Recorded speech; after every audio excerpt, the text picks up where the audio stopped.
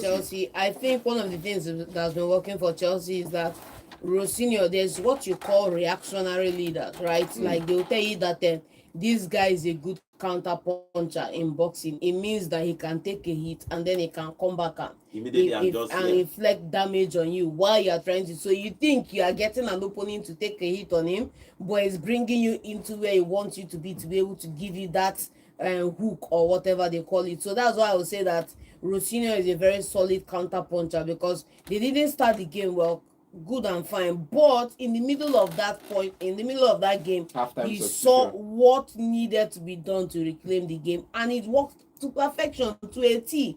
There are certain people that know how to start the game, but for the life of them, when the game starts, they don't know how to effect changes. We saw that with Thomas Frank a couple of times. When you are stuck like a deer in headlights, you don't know what to do and you can't change the game around. We also saw that with Nuno again yesterday in that game, but Rosinho brought in players that came in and they changed the game around for him, and it was a good win because at the end of the day they came away with maximum points. Now, is it going to work every single time? Probably not, but in that game against West Ham it did, and I think that it only worked that way because West Ham kind of gave up on the game. They gave up on the game. Pedro came in. Pedro had been scoring for since Liam took over. He's been doing well for him, so he came in. He started that game, but he came in, scored the first to open the score line after all the substitutions scored. All the sub. I think the thing is all the sub had something they call goals involvement because Fofana came in the second half, had the assist to what's his name again, to João Pedro. You get now Cucurella second half sub scored his goal, but if only Kilman was not in that position. I think for me, I was looking at a possible foul in that position where this guy was supposed to come back and clear the ball, but he was being pushed into the net by João Pedro for Cucurella to just come in. Because it was the right position to just make that clearance, but again, it wasn't given and it was given as a goal. But I think it was fine performance. But if that substitution has not happened, and manager was looking for a comeback and he's bringing Adama Traore for Jared Bowen. That's what you would expect, man. Wait, somebody that is pacey that can come up. Jared Bowen, I will bet on Jared Bowen anytime, any day. At least if you're looking for goals. That's just fan bias. Come on. No, it's not fan bias. If you're looking for somebody to score a goal. If you need somebody that can accelerate the ball up to the opponent's pitch, is this guy you bring in. Your captain can recover the ball. Adama Traore cannot recover the ball. Oh, wow. Then he can create something out of nothing. Jared Bowen. I feel like he was the one should have stayed. At the end of the day, these coaches coach these players. They have a decision to make. If they get it right, if they introduce Adama Traore and he scored a goal now, he cannot score a goal. Now waiting him do lead to Todibo red card. Todibo now will come miss 3 matches. Now waiting him do lead to Todibo red card. In the next couple of weeks, I will not be playing Todibo. Kilman Panos. I'm not going to even watch ball, sef. Okay, I'll just see that the rest. Ekitike scored 2 for Liverpool. They won that game against Newcastle 4-1. For Vet, he continues scoring his goals. He's getting on the second half of the season. Yeah, he's getting on the score sheet in this second half of the season, which is very, very good for Liverpool because they need him. They need them, all of them, because they are playing City next. Even though they conceded the first goal in that game, Gordon scored the first goal, but they started fighting. Yeah. They scored first 2 for Vet, and Konate scored to make it 4-1. I think when he was subbed off, there was something that reminded the Newcastle fans. He reminded them of what was on the scoreboard, 3-1 at the time he was subbed off. It was a good performance of game for Liverpool. Like, if you see that game, because you could see the intensity. I don't know if I could call it rivalry right now, but you could see the intensity of how these people needed to play. You concede 1 goal, you go back, fight, you get it. I think Barnes hit the woodwork, twice. Harvey Barnes hit the woodwork twice. One from a free kick, the other one from just open play. Like, that shot was just okay. At least he didn't see it coming. If not for the woodwork, it would have been 2 goals or but good game for them. Anthony scored another goal. But the mistake for Eddie Howe is, why would you start a game with your 2 best goal scorers on the bench? Thank you. Now you have all your creative players in that team. I'm not gonna lie. You have all your creative players in that team. Tonali was creating the chances. Gimenez on the bench in that game. You had Jolinto. I think Jolinto was on the bench, but you had other players playing in that position, and you had I think Elanga, Harvey Barnes, and Gordon starting up front. You should have at least have Barnes on the bench. No, he hit 2 woodwork in the first half, but you should have had him on the bench to come in, or have one of them, either Elanga, Burns, one of them on the bench with Wisha or Votma the India. With one of them in there, this guy will not have the opportunity to move forward to create chances because 2 of his passes led to a goal. 2 of his progressive passes led to a goal. instantly. So if you had him there, it would have been difficult for him to make those moves. Though he's Van Dijk, he can still make those moves, but it would have still been difficult for him to make those moves. It would have been difficult for him to have this score margin on the scoreboard. Okay, fantastic for them, truthfully. But let's see. John, let's talk about the Aston Villa game because they are one of the title contenders, but they lost. They lost against Sad, man. at home against Brentford 1-0. The thing about Very Kelvin sad. considered a red card in that game around for second minute of that game, and they scored, and he ended 1 goal in the first half. But second half, it's some, I won't say controversial, like that time Abraham's goal. Yeah. The ball went out of play at the far end of Brighton's side, and the Aston Villa's post, and they went to score. They cancelled the VAR, cancelled it because it's still one phase of play. That's what they say. But it was a good game for Brentford. Going away to Aston Villa to win, it's not. They now dragged Aston Villa down to top four battle now. So because Man United won, as Liverpool won, Chelsea won. So that's the thing. But good game for Brentford. Yes, good game for Brentford, but I will feel like it's a bigger loss for Aston Villa because obviously they could have increased their point gap at the top. They could have moved ahead of City. They could have done so many other things that they could have, at least, if you are not going to move forward, at least maintain your position. Unfortunately, they did not. Unfortunately, it's what it is right now, but I really feel like it was a game they had in the offing, and I don't know why they switched off on this one because it's something they could have easily won. They could have easily won this game. One shot on target, 1 goal for Brentford.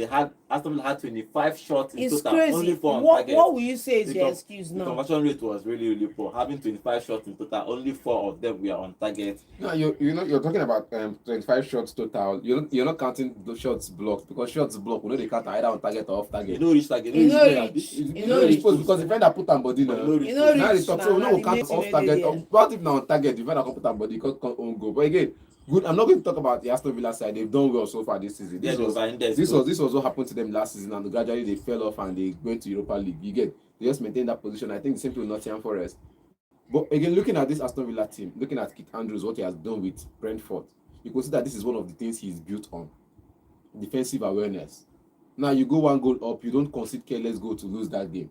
You defend, and especially with Kevin Shade abetting name getting the red card, you defend with your life. You defend till the end of the game, and it was a good one for them to defend like that. Keith Andrews, I think he's one of the surprise of the season. From a podcast analyst to a manager of football club, he's done well for himself as a manager for this Brentford side. He's picked up where the manager left off, and he's gradually. Though he's there or thereabout in the relegation battle because he's now, I think, 7 points above relegation zone.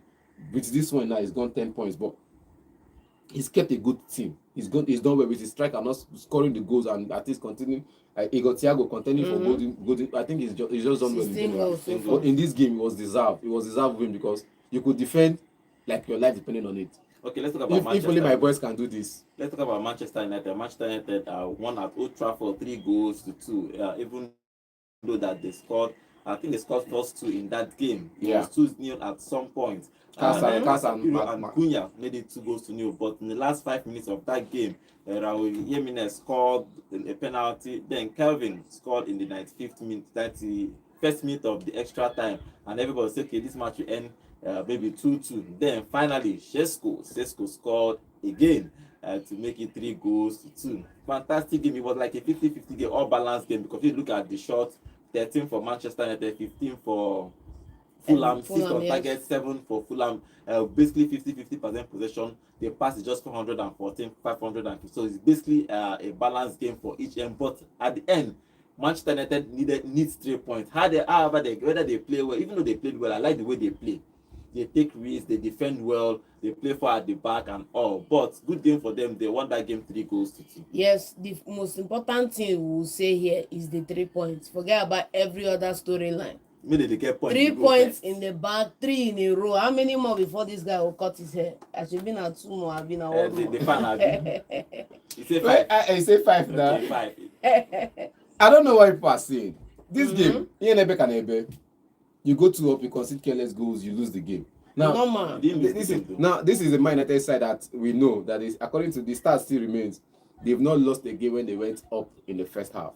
Stats still continues. I think that history still backs them up strongly in this one because considering the late goal from considering the late goal from Kelvin in the 87th minute, I felt like it was over. You get.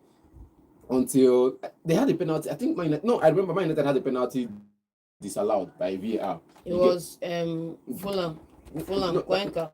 no, I think Man United had a penalty that was disallowed by VAR as well. While Fulham also had a penalty, 2 penalties incident that was allowed for VAR. But I feel like this game should have been Fulham's goal for the taking. Should have been. But Man United carried. I don't know what he did, but I don't know how he has managed to find the DNA, winning 3 games in a row. Good game for him, but good performance. I feel like that penalty that they considered in 85th minute wasn't supposed to be a penalty. You get, it was already a lost ball. It was supposed to be a penalty, but they gave us the penalty. Raul Jimenez converted it. The second goal from Kelvin, good strike, wonderful strike. But again, if that strike from Kevin was actually fantastic. Wonderful strike from Kelvin, I just have to say that was a beautiful goal there from the young man. But again, if Sesko didn't score that goal, it would have ended 2-2. I will come back and remind you of what Amorim said about these boys. Defending has always been a problem. Now, understand that Carrick has the best players to all the players available. When they sacked Amorim, most of his players were not available, and some of his players were out injured. Maguire was out injured. The other, Delete was out injured. Most of the defenders were out injured. Now, Carrick has all those players for the taking, but he has Dogu out injured. And I was thinking of how he was going to manage without Dogu playing, and he managed to find a way with Kuya playing from that position. You get Kuya playing from that position, Mbemo playing as a false 9, and that rotation continued. Both of them scoring their goals and winning the game for Manchester United. It was a good one. Sesko scored that goal. I don't even understand, but I think Fulham was trying to get a leading goal, but Manchester United hit them on the open, and a lovely cross there, and Sesko trapped it comfortably in the Fulham's 18-yard box and just finished. It was just a poor defending from Fulham to concede a final minute goal to win that game for Manchester United. But nothing to take away from Carrick. The thing about football, if you take risk, you win games. You understand? Talking about taking risk, let's talk about the other big one. You understand? Frank took risk in the second half and he scored 2. That's how football was. In the first half, he was trying to conserve, to probably hit City on the break, and City scored 2. In the second half, he removed the defender and switched back to a back 4 and introduced another attacker in that game, and he scored 2. Solanke scored I would say the second goal was a lucky goal, but that was a beautiful goal because the ball was behind him. He needed to stretch his leg to score that goal. It was a beautiful goal, but at the end of the day, he ended 2-2. Haaland is still struggling to score goal, John. Yeah, he ended 2-2. I think that, but the most important thing for me is that Solanke is revalidating my point on why he's the man to carry this squad forward. Yeah. 2 goals on the night, credit to him. You can't take anything. Okay, before we talk about that, what do you think about that first goal? Because now own goal, no, they actually were awarding him back. Now own goal. I know you don't ask a question. What do you think? No, I don't understand. You ask what do you think? No, the goal first has not been awarded back to Solanke. That's what I'm saying. Now, what do you think? Is it own goal? I'm not talking about the own goal or not. I'm talking about it was a foul. Because look at the ball. The ball like it was almost stationary. Then Solanke wanted to shoot the ball, but Gueye put his foot between him and the ball. So he actually hit the ball and Gueye's foot at the same time, and the ball ended the back of the net. So there was still debate online that if it's a foul, but he went through Gueye's leg to score that first goal. That was just the. But what do you think about that incident? Do you think it's just a goal or just one of those things in football? Yeah, I don't like to cry over spilt milk, basically. It don't be simple, move forward. But I will say that one of the things I really didn't like about that game is how you are 2-1 up, and rather than press to improve your position, you want to conserve and see how the game. It doesn't work. They work for it. They work. We saw it against Arsenal. We've seen it over and over and over. It doesn't work. Please. It's better for them to attack and attack and attack. Attack to the final minute, please. Simple. They work because is that we saw it against Arsenal and even against was it Liverpool? Is that 1 second out of 10-15 minutes that you defend with your life, defend with everything? That 1 second you just go and concede one careless goal like that, but at least Semenyo is not a flop. He's been nobody can say that about Semenyo. Nobody can say that about Semenyo. But again, like you said about the other goal, I'll give an own goal because if you look at the position of play, why they say it was a foul. I know why the debate's all about the foul. Yeah, the foot. He's already stretched to play the shot. If I don't take my leg back to take shot, and you come my front, I don't know, my leg will land for your body. It's a no-brainer that I've stretched my leg to take the shot. I've already pulled my power punch. If I don't land it, if I don't land it on the ball, He's going to come in between the ball or anybody that comes in or to obstruct me. And I think unlucky for Guy Gay, it was not an injury strike. That's one thing I just have to say. Lucky for him, it was not that. No, you cannot, because he's already stretched to take a shot, but you just came in between him and the ball to prevent him from scoring the goal, and the goal kind of went through because he went through you either way to score the goals. I feel like it shouldn't have been, like people debate. It will not be a foul. There's a foul, you say, oh, I jumped high, you slide down, I had to land on the ground, and unfortunately you were on the ground. I can't land somewhere, I can't turn to Superman, fly somewhere else, or perhaps do a backflip and change that. As a breeze can't carry me, I can't change direction for air. They work like that. I have to land somewhere, and unfortunately for you, I'll have to land on you. I think that's what happened to McGinn in that one. Okay.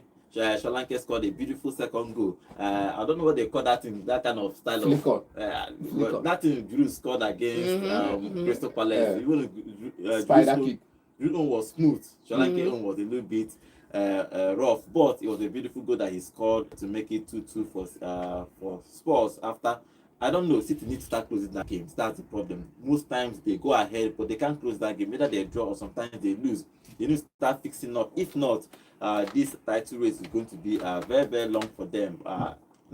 Everybody is expecting that at some point they are going to do maybe 10 games in a row. I don't even think that this City is capable of doing that again. But let's see. They still have 14 games to go.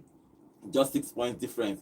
Anything can happen. But the problem is that they go to Anfield next week, and Liverpool is on fire. But let's see, it ended 2-2 between Spurs and Manchester City. The other game that happened is Tottenham Forest and Crystal Palace played a 1-1 draw. Sunderland and Burnley are going to play today by 9 p.m. Okay, the table is set after match 24. Arsenal is still first with 53 points, 16 games won, 5 draws, and 3 losses. So City is second with 47 points.